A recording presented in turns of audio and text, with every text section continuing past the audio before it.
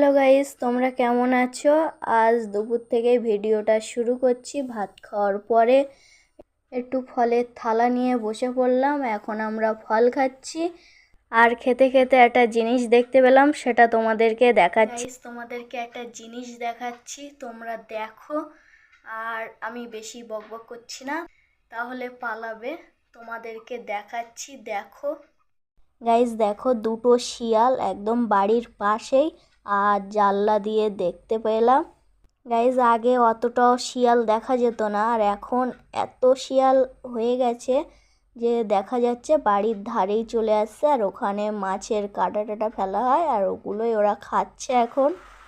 আর বিকালের ওয়েদারটা দেখো, বৃষ্টি হচ্ছে এখানে।